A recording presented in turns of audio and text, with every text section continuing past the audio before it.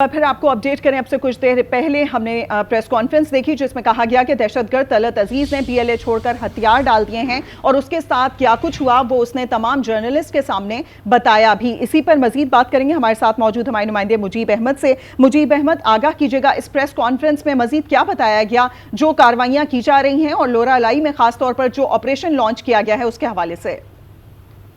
सबसे पहले तो तलत ने जो बातें की उनमें एक बात बड़ी अहम थी कि वो किस वजह से इस तरफ राग़िब हुआ। तो आपको उसमें बातों में ही पता लग जाता है कि उसने ये जो बलोच जैसी कौंसिल थी इसके धरनों में शिरकत की और वहां से उसको रिक्रूट किया गया। तो अगर आप देखें तो ये जो धरने हो रहे थे अलहदगी पसंदों के और मिसिंग पर्सनस के नाम पे हो रहे थे, यहाँ से बाकायदा रिक्रूटमेंट हो रही थी। तलत का कहना है कि उसे यहाँ से रिक्रूट किया गया, फिर उसका ब्रेन वॉशिंग की गई और आगे ले जाया गया। और जिस तरह नफरतें फैलाई जा रही हैं एक आम की बात। और दूसरी बात, जहाँ तक ऑपरेशन की है तो डीआईजी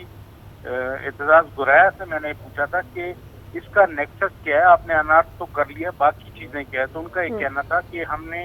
ये चीजें बिल्कुल क्लियर कर ली हैं कि ग्रुप जो पीएलए का है उसने दुकीम का जो सानिया था उसमें भी वो था और राड़ाचम में भी वो इन्वॉल्व था। उसने मकामी लोगों की, वो लोग जो पैसे के लिए कुछ भी करते हैं उनको खरीदा हुआ था और लोकल जो थे वो सारी सहूलत जारी कर रहे थे। इसके अलावा जो फितना अल खवारिज है वो उसकी प्रेजेंस इस इलाके में मौजूद है। मुजीब, आपको लगता है, इस पर थोड़ा सा प्लीज इसको इनलाइट कीजिएगा, आप ये कह रहे हैं कि पैसे के लिए जो कुछ भी करते हैं, अब ये तलत अजीज है, ये पढ़ा लिखा नौजवान है, 3rd सेमेस्टर में था, आपको लगता है कि इस तरह के लोग पैसे के लिए कुछ भी करेंगे जो खुद काबिलियत हो जिनमें, तो जहन साजी तो किसी और तरीके से की जा रही है, इस पर क्या डिटेल है?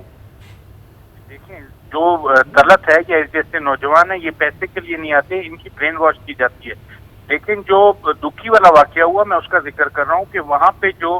बेगुनाह मजदूरों को मारा गया, तो इसके अलावा जो सड़क पे लोगों को गाड़ियों से उतार के मारा गया, उसमें जो लोगों ने सहूलतकारी थी वो मकामी थी और उन्होंने पैसे दे किया। जबकि तलत जैसे नौजवानों को ब्रेन वॉश किया जाता है, उनके जहनों में डाली जाती है कि बलूचिस्तान के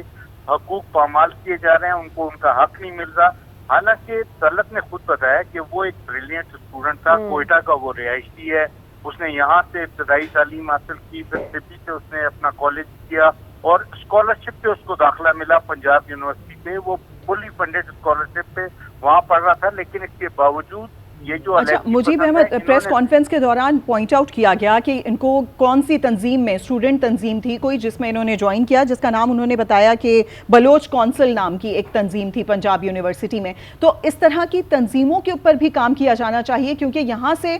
देखा जाए तो जड़ यहाँ से निकल रही है। जिस तरीके से यूथ को डाइवर्ट किया जा रहा है, उनको बहकाया जा रहा है, उनको इस्तेमाल किया जा रहा है, तो देखा जाए तो जो हमारी यूनिवर्सिटीज़ हैं, तालीमी इदारे हैं, यहाँ पर जो इस तरह की जमातें या तंजीमें काम कर रही हैं, इनके ऊपर नजर रखने की जरूरत है और इन पर भी बैन लगाने की जरूरत है।